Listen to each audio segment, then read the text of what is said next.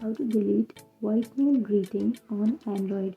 So if you want to delete your voicemail greeting on Android, then first of all you can open up your settings application,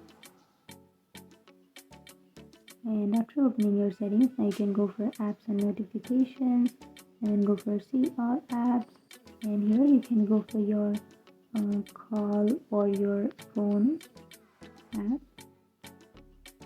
Here you will have that phone, right? So what you can do is you can simply go and tap on that force stop and then OK, and now you can go for storage and cache, which is on the third option, and then go for clear cache, and you can also tap on clear storage, and you can tap on OK, and after clearing your cache and after clearing your storage, now your voicemail will be deleted on your Android device. So that's it. That's how you fix that problem. And if you have any questions, feel free to comment below. Thanks for watching.